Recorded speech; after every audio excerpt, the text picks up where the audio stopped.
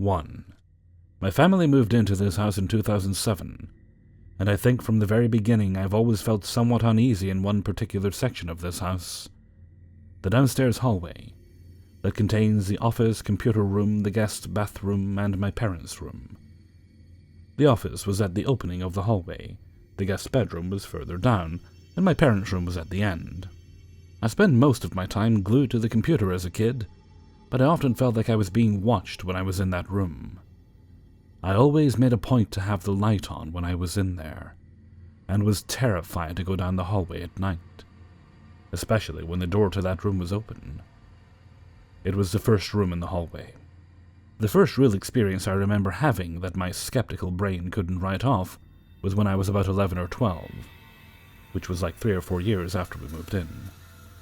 My older brother moved his TV and PS3 into the office for a while, and he was playing video games one night. I walked past the open door down the hallway towards the guest bathroom, which I used as my own, because my brothers are gross and I wanted my own bathroom. And as I walked past it, I heard a creepy, childlike giggle come from the office. I first ignored it, continuing down the hall to the bathroom, but something in my brain was like, no, that was too fucking weird not to address, so I casually backtracked and asked my brother, what game are you playing? Thinking it was maybe a horror game or something like that. And he told me Call of Duty, so I asked if he was playing online with some little kid and he said no. And I was like, okay, well, did you hear a laugh just now? And he clearly had no idea what I was talking about, so I just dropped it. Also worth mentioning that a few weeks after we moved in, I went to open the office door, and as I was reaching for it, it turned like someone was on the other side trying to open it. I was terrified at the time, because I knew nobody should have been in there, and I was too scared to open it and check. But I don't know.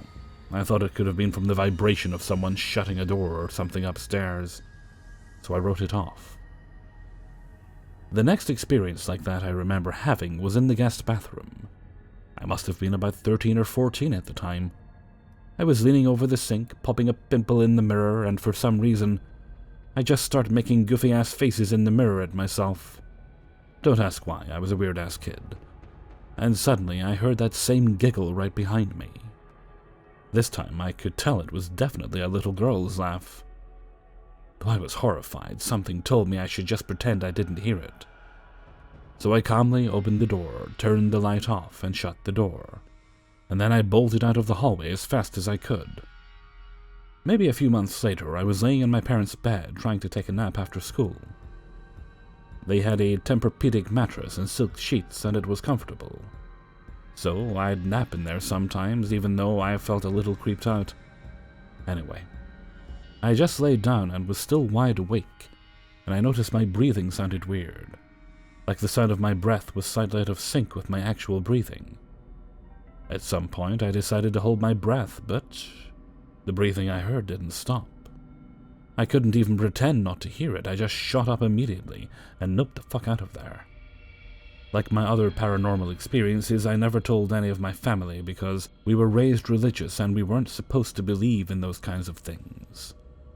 I think the weirdest part is I don't recall having any paranormal experiences in my parents' house since, which makes me question if any of that was even real. It certainly felt real at the time, but why did I only have a handful of experiences in a house I lived in for 10 years? And why only in that particular part of the house? That just didn't make a lot of sense to me. Also, I want to add that even though I felt creeped out by these experiences, I never felt threatened, if that makes sense.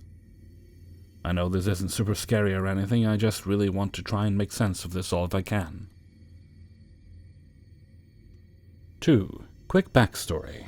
My girlfriend and I have been dating for almost a year now, and have known each other since I was a sophomore in high school, roughly 6 years ago. As we got to know one another, the topic of paranormal encounters had crossed our minds, and I had explained to her that since I was little I have occasionally heard things that I couldn't explain, but I had never seen anything. She opened up to seeing an entity similar to the creepypasta creature known as Pocket, but had no clue about the creepypasta until years later. Fast forward to the apartment. In May, my girlfriend, her best friend, and myself all got an apartment, and things started off relaxing and calm after the last box was unpacked. It didn't take long before some of the oddities started to happen. It started off as hearing the front door attempt to open, and it was starting to happen so often that one of the times I had been walking out of our room right next to the door when the handle started to turn. I quickly opened the door to tell off whoever had been doing this and to finally get them to stop, but there was nobody. We live on the 3rd floor and the stairs are noisy, but didn't hear anybody going up or down the stairs. I shook it off as odd and went back to what I was doing. That had continued for a while here and there, but wasn't a very common thing. It wasn't until after a few months had passed that my girlfriend would wake me up somewhere before 6 a.m. when she left for work, and would tell me that she felt uneasy when she took her dogs out for their morning walk. She would tell me that she had that eerie feeling of being watched, or the dogs would stare at seemingly nothing and growl viciously, barking at whatever they were seeing. It wasn't until one night about a month ago that I had something that really creeped me out. As stated before, I used to hear odd things as a child, whether it was whispers or noises I can't name.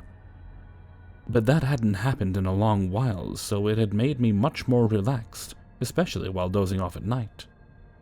Well, one night my girlfriend and I were in bed. She had passed out next to me and I was still awake watching Forensic Files, like I do nightly to help myself fall asleep. I had started to nod off, but in that brief moment between awake and actually falling asleep, where you remember what you hear but your body is relaxed, I started to hear things. In that state, I've always noticed that all audio gets tuned out. The TV almost seems to not get processed by my ears. But suddenly, I heard a faint crying that sounded like it was in the room with us. But it wasn't until that cry turned into almost like a louder cry, almost similar to the witch in Left 4 Dead, that I shot back up and started scanning the room. The noise from the TV immediately came back to my hearing, and since no noises like that are ever played on the show Forensic Files, I couldn't explain what I had heard. Just this morning, my girlfriend had woken me up at around 5:30, saying that there was a man downstairs that was acting super weird and was super creepy. I asked her what had happened, and she said that while she was walking her biggest dog, she saw this guy walking up the stairs she usually goes down, so she went down the opposite side, knowing her dog would start barking and wake everyone in the building up. She told me as she was going down the first flight she had seen him on the other side coming back down from the 3rd floor, and said that he didn't look anything like our neighbors. Her dog started to bark, and while she was trying to get her dog to stop and continue down the stairs, she said the guy just looked at her dog, told the dog to shush, and walked back up the stairs. I would have passed this off as some creep, but when she told me that he went back up and down randomly through the floors, before finally going down to the bottom, she said he turned a corner and disappeared. He turned to walk in some rocks, but she said his footsteps didn't make a noise, and when she went over to that corner almost right after to go back up the stairs, he was nowhere to be seen. Not really sure if that last guy was anything paranormal or not, but it's always something to ponder. 3. In 2003, I was living in my hometown, Fort Smith. 2 co-workers and I had agreed to rent a large 6,000 square foot Victorian home for about $650 a month. It was a great bargain extended to us by a friend who had bought it to rent out. Each of us had our own bedrooms, an extra room, and a bathroom to ourselves. They were more like bedroom suites than bedrooms. I moved in March 30th with help from some movers. Got my bed set up in the one downstairs bedroom suite, and that night went to sleep at the new address. My housemates were moving in a day or two later, so I was all alone. Being early spring, it got quite cold in the night, and at one point I awoke to light a gas space heater in the other adjoining room. The door was open between them. I got back to sleep and slept soundly, being quite tired from the moving and unpacking. When I awoke in the morning, and before I had even gotten out of bed, I noticed about a dozen long scratches down the back of my right hand. One an inch or two from my index finger was quite wide. I remember thinking, well, those aren't too bad. They'll heal up and won't scar. But how the hell did I get them? At first, I thought I had scraped my hand on the grill in front of the heater's burner, but the pattern was all wrong for that. Second, I thought maybe rats or mice had made them, but I saw no other evidence of vermin. Later, we would have a small household problem with them. Besides, the scratches were long and swept down from my fingers as though they had been made by a hand or tongued trowel. Eventually, the scratches did heal up without a trace. Almost. The widest scar mentioned earlier mostly disappeared but left behind a 1/4-inch long mark that I still have to this day. It's maybe a millimeter wide at most. I have a master's degree in history, and was a journalist at the time. As you can imagine, I was interested in the history of the house, even apart from the weird incident, so I did some research. A Memphis cotton broker built it in the 1890s. He had moved to Fort Smith in the late 1800s with his family. He was struck by a car in the 1920s and died. His funeral had been in the home, not an unusual practice at the time. His family and some descendants continued to live there into the middle of the 20th century. Our landlord and friend told me she had heard that in the 1950s it had been a small rest home for a time. I couldn't find evidence to refute or confirm that. Several times strange but explainable things happened. We'd hear weird noises on the second floor while we were downstairs in the common rooms. Once a housemate and I watched as a balloon at the top of the ceiling in one of the common rooms floated down into the hallway, floated up, crossed, floated down, drifted slowly, then floated up again into my bedroom suite through an open doorway. Even my housemate, a strong skeptic, said that was a little weird. We easily could imagine how a deflating party balloon might migrate from one room to the next over hours, but not in 90 seconds. A year or two went by, a housemate moved away, our landlord decided to sell the house, and I was about to get married, so we all moved out. Flash forward to January. I was expecting a Christmas present that never arrived. Finally, it occurred to me it might have gone to the old address. I called the new owners after getting their number from my old landlord. Sure enough, there it was. They'd been trying to find me. With their permission, I dashed over to pick it up. While talking to one of them on the front porch, he asked me if I'd noticed or experienced anything weird while living there. I told him my story. That's very strange. What room were you in again? I told him. He proceeded to recount to me how he had slept alone in the house on his first night in the same room. In the middle of the night, he had awakened to a sharp pain in his index finger at the point of his topmost knuckle. He said it felt like someone was driving his or her own fingernail into his hand with all the force possible. Next, he showed me a scar there, hidden in the folds of skin around his knuckle, and how he no longer had full mobility in that joint. Furthermore, they had seen a white apparition move from room to room, usually in their peripheral vision. They also had heard noises and witnessed a few other phenomena of lesser note. That consecutive occupants of the house had been truly scared during their occupation was a little unnerving. I almost feel like some spectral spook was tagging or marking us. Maybe it was even a necessary evil, a good ghost marking us for protection against a bad one. Maybe it was a warning or a failed attack. I don't know. Last fall, not long before Halloween, the house was gutted by fire. It was a great loss, ghosts or not, because it was a beautiful old home with many fine Victorian features. The owners had moved out a few months before and it was vacant. I was sad to see it go. However, I still have the ghost scar to remember it by. 4. First of all, some background. I had a cat that was 17 years old when she got very sick and had to be euthanized 2 years ago. She died in my arms while I was cuddling her, talking to her, and telling her that I loved her. In her last few months of her life, I made sure to take care of her extra, petting her more, telling her I loved her more, etc. Her name was Maris. Then, 2 months ago, I found a very sick 3 to 6 week old stray kitten. We tried everything we could, warming him up, bottle feeding him, cuddling him, telling him we loved him, etc. He actually started to eat formula quite well, go to the bathroom on his own, and even walk around on his own. We actually thought he was going to get better, but sadly he did not. He died in his sleep in his cozy little box we made for him.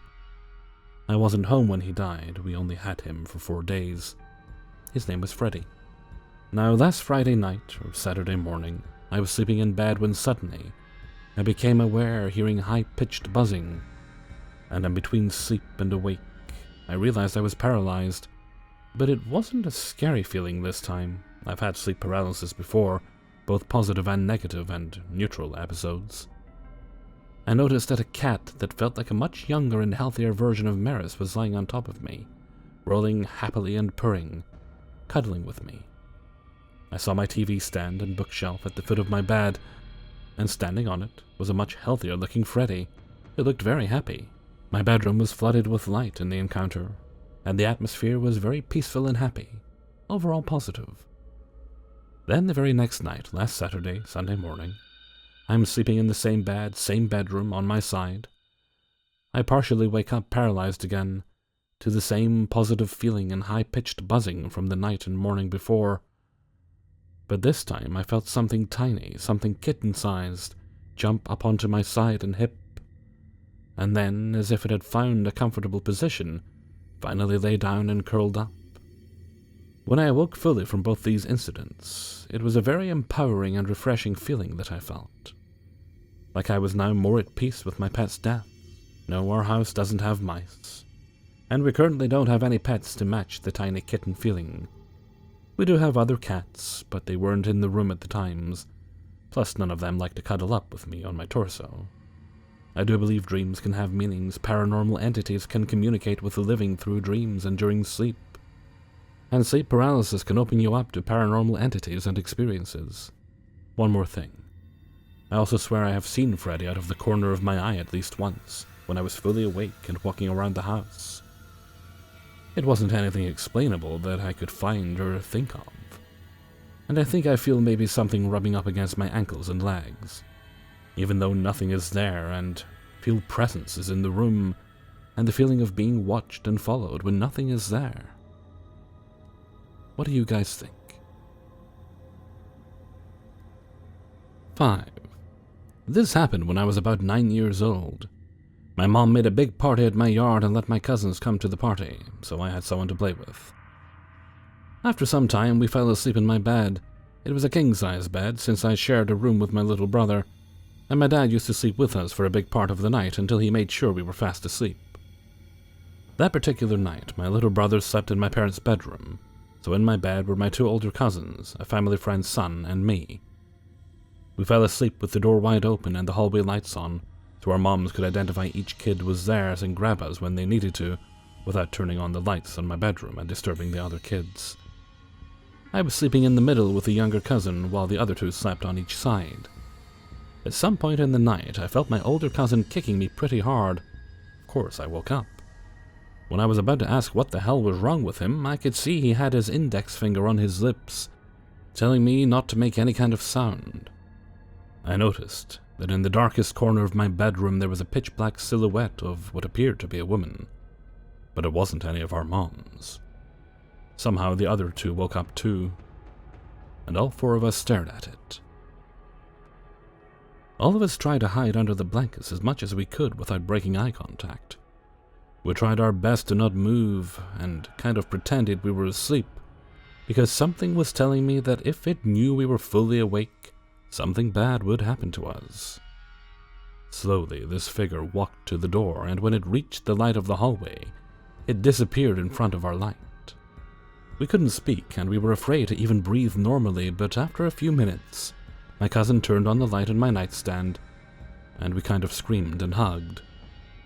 The room is on the other side of the house, so even if we screamed for our parents, they wouldn't hear us, and adding all the noise, it was nearly impossible.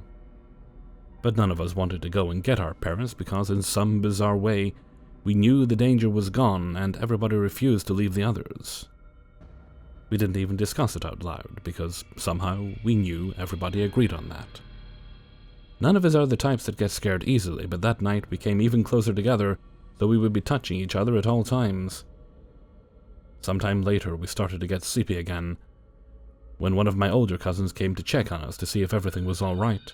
When she saw the light on, she entered the room and found it odd to see us all in one section of the big bed.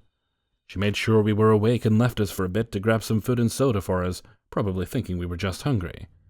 Since we didn't go downstairs when dinner was served, we ate in silence what she gave us. She asked us some questions, but we just answered yes and no, not wanting to get into why we were awake. She stayed there in silence, and we started to get more sleepy. When most of us were almost asleep, she tried to turn off the light in my nightstand, but we said no. She assured us she would be there until we were asleep. She knew something was wrong since we weren't afraid of the dark in any way when we were kids. My cousin stayed there until we fell asleep and left for the party. The next morning we woke up and came downstairs for breakfast. My parents probably convinced theirs to let them spend the night there and pick them up the next morning. We didn't talk about it though. We were silent the whole morning, but my parents didn't find it odd since we weren't the morning type. When my cousins were gone, my mom even asked me if they played too rough with me. I was the only girl and the youngest, and my mom knew something was odd once I was alone. I replied with a no. She started asking me questions, probably thinking I was somehow upset with them. After not receiving anything, she dropped it, and we continued on with our day. I got rid of the big bed and had a single one instead, and also of everything that could make a creepy shadow. I didn't want that thing to come to my bedroom ever again, and fortunately, it never did again. Hey everybody, Hellfreezer here, and thank you very much for listening to 5 True Paranormal Stories, episode 173. And thank you very much to everybody who allowed me to use their stories in this video. Well, there we are. We're about a week into the new year. Well, over a week actually. I'll be the 10th by the time you get this. I will have to, as I head into the weekend, I'll have to take a few hours on Sunday just to spend a few hours sending out emails and replenish the stock of stories. Bit depleted after the holiday period. Not dire, but, just it needs to be built up again. Just one of those things. Okay, I think I'm going to cut the outro short there. So until next time, thank you very much for listening, and take very good care of yourselves.